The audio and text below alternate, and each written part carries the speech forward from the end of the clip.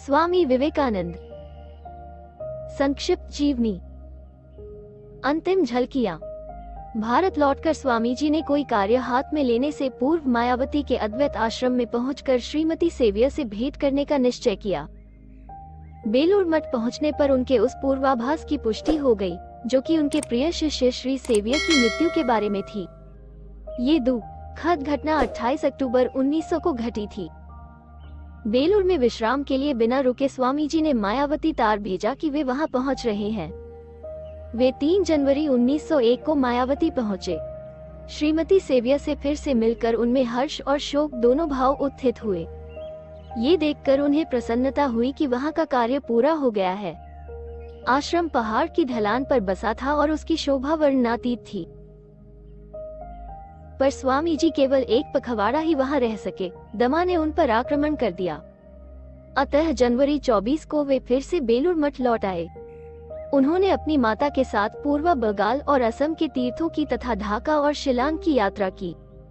वहां से थककर लौटे। 1902 के प्रारंभ में वे चंद दिनों के लिए वाराणसी गए। उनके जीवन की महायात्रा का अंत अब समीप ही था। पूर्व बंगाल और असम की अपनी इस अंतिम यात्रा से लौटने के बाद स्वामी जी का स्वास्थ्य टूट गया था। मठ के सन्यासी बड़े चिंतित हुए। वे उन पर पूरा विश्राम लेने के लिए जोर डालने लगे। उन्होंने उनसे अनुरोध किया कि जब तक वे पूरी तरह स्वस्थ नहीं हो जाते, तब तक लोगों से मिलने जुलने का विचार बिल्कुल छोड़ दें। पर जैसा उनका स्वभाव था, वे उन सबसे भेंट करते रहे, जो बड़ी संख्या में भारत के सभी भागों से उनका आशीर्वाद और उनसे निर्देश प्राप्त करने इन दिनों बेलूर मठ आ रहे थे। मठ में उनका जीवन सहज था। वहां समाज की एकरसता और उसकी उबा देने वाली औपचारिकताएं नहीं थी। वे एक मुक्त सन्यासी थे। वे स्वच्छंद रूप से नंगे पैर विचरण करते अथवा कभी पैरों में चट्टियां पहनकर और हाथ में डंडा लेकर टहलने लगते, मानो उल्लास और विनोद से भरे एक बालक हों। यहाँ समाज के विधान के अनुसार वेशभूषा धारण करने की आवश्यकता से वे मुक्त थे। वे यहाँ एक कौपीन पहनकर अथवा बदन पर गेरुआ कपड़ा लपेटकर मठ के मौन और निर्जन साम्राज्य में अपने ही संसार में अपने ढंग से रह सकते थे। बहुधा वे मठ के बगीचे में काम करने चले जाते अथवा पाकशाला में प्रयोग करने लगते या फिर अपने पालतू पशुओं के साथ खेलते रहते। इन पशुओं में बाघा उनका कुत्ता था, हंसी उनकी बकरी थी, मटरू उनका मेमना था, फिर एक हिरन था, एक सारस था, कुछ गाय थी, आदि आदि। ऐसे समय उनको देखकर कौन भला पहचान पाता कि ये ही विश्व प्रसिद्ध स्वामी विवेकानंद हैं। दूसरे समय वे मठ के सदस्यों को उनकी कठिनाइयों में निर्देश देते अथवा उनकी सहायता करते, और उनकी ये क्रियाएं सदैव अत्यंत सहृदयता से भरी होती। अपने अंतिम दिन तक वे प्रायः प्रतिदिन ही नवागंतुक साधकों को ध्यान की प्रणाली सिखाने के लिए वेदांत पर कक्षाएं लेते, कार्यकर्ताओं को अपने में प्रबल आत्मविश्वास जगाने की प्रेरणा देते, अनुशासन और स्वच्छता पर तीक्ष्ण दृष्टि रखते तथा सप्ताह भर के लिए दैनिक कार्यक्रम बनाकर उसके नियमित रूप से पालन पर पूरी चौकसी रखते। स्वामी जी की सजग दृष्टि से किसी प्रकार की असावधानी बच न सकती थी। अपने चारों ओर वे सर्वदा एक सौम्य शांति और पावित्र्य का वातावरण बनाकर रखते। वे एक दुर्निवार चुंबक के समान थे और आश्रम के सदस्यगण मानो उनकी तरफ खींचने वाले लोहकन सदृश थे, जो बहुधा नहीं समझ पाते थे कि वे लोग क्यों स्वामी जी को इतना प्यार करते हैं। इस महान आचार्य का प्रत्येक शब्द जीवनी शक्ति और ओज से भरा होता तथा सुनने वालों पर प्रबल प्रभाव डालता। एक दिन उन्होंने देखा कि कुछ सन्यासी और ब्रह्मचारी पूजा के लिए मंदिर में जा रहे हैं। उन्होंने उन लोगों से कहा, तुम ब्रह्म को खोजने कहाँ जाओगे? वो सभी जीवों में व्याप्त है। यहाँ, अरे यही ब्रह्म प्रत्यक्ष विद्यमान है। उन्हें धिक्कार है जो प्रत्यक्ष ब्रह्म की उपेक्षा कर अपने मन को दूसरी चीजों में लगाते हैं। देखो, ब्रह्म यही है, करामत्व तुम्हारे सामने है। उनकी वाणी इतनी ओजस्वी थी कि सभी ने अपने भीतर एक अमिट शांति का अनुभव किया और लगभग 15 मिनट उसी स्थान पर खड़े रहे। वो दृश्य अविस्मरणीय था। मठ के सभी लोग अपने इस परम प्रिय नेता की अद्भुत शक्ति को देखकर अचरज में पड़ गए, जो एक ही शब्द से सभी के मन को चरम बोध की ऊंचाई तक उठा ले जा सकते थे।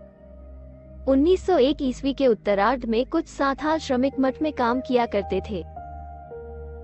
एक दिन स्वामी जी ने उन सबको एक सुंदर भोज देकर परितृप्त किया और कहा, तुम लोग नारायण हो, आज मैंने साक्षात नारायण की ही सेवा की है।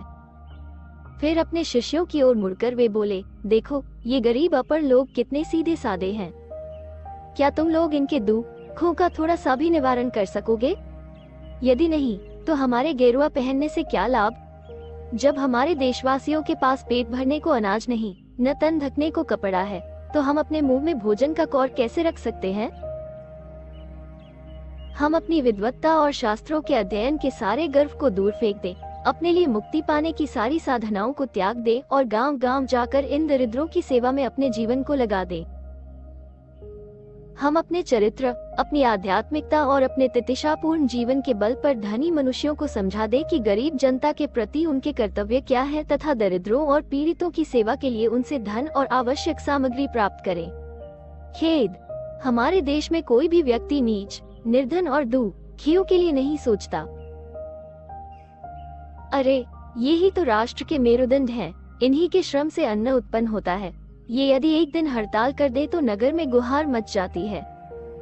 पर हमारे देश में ऐसा कौन है जो इनसे सहानुभूति करता हो, जो इनके सुख दुख का भागी होता हो? जब तक ये उन्नत नहीं होंगे, भारत माता कभी नहीं जागेगी।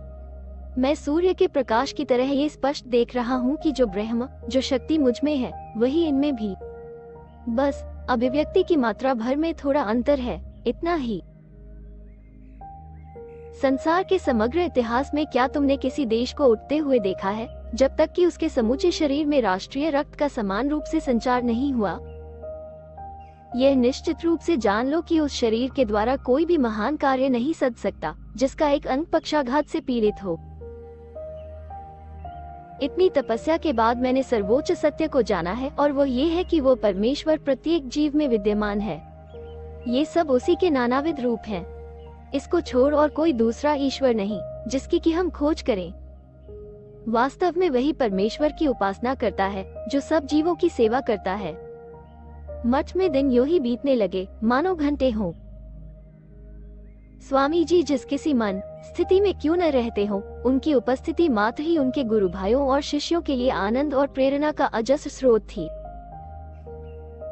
चाहे वे अधीर हों, चाहे डांट रहे हों, चाहे वे गुरु अथवा ध्यानस्थ ऋषि हों, चाहे वे विनोद से भरे हों या गंभीर हों, अपने गुरु भाइयों के लिए वे सदैव ही प्रिय नरेंद्र थे और शिष्यों के लिए आनंदी और अनुपम गुरु। जब मठ में ध्यान और साधनाओं का क्रम पूरे वेग से चलता होता तो स्वामी जी बड़े ही आनंदित होते। जब उनका स्वास्थ्य साथ देता तो वे पूजा घर में प्रातः ध्यान में सम्मिलित होते। ध्यान कक्ष में उनकी उपस्थिति उनके साथ बैठने वाले लोगों के ध्यान को अनिवार्य रूप से अधिक शक्ति संपन्न और तीव्र बना देती। शारीरिक अस्वस्थता के बावजूद स्वामी जी अपने मित्रों और भेंट करने वालों से मिलने तथा अपने शिष्यों को उपदेश देने अंतिम दिन तक उत्सुक रहे। सब कुछ का त्याग कर देना चाहिए, यहाँ तक कि शरीर का भी। जब कभी उन्हें पता लगता कि कुछ निष्ठावान जिज्ञासुओं को साधुओं ने उनके पास आने से रोक दिया है, तो वे अत्यंत करुणा से विगलित हो कह उठते, देखो, क्या हमारे गुरुदेव ने अपनी अंतिम सांस तक उपदेश नहीं दिया, और मुझे भी क्या ऐसा नहीं करना चाहिए? मैं इस शरीर व जाने व तने भी परवाह नहीं बरता। तुम कल्पना नहीं कर सकते कि जब मैं सत्य के सच्चे जिज्ञासुओं को अपने पास आते देखता हूँ तो मुझे कितनी प्रसन्नता होती है। अपने इन भाइयों में आत्मा को जगा देने के कार्य में मैं बारंबार प्रसन्नता पूर्वक मृत्यु को स्वीकार करूंगा। पर कभी कभी बातचीत के दौरान उनका चेहरा कुछ स्वप्निल सा हो उठता, मानो वे दूर कहीं खो गए हों।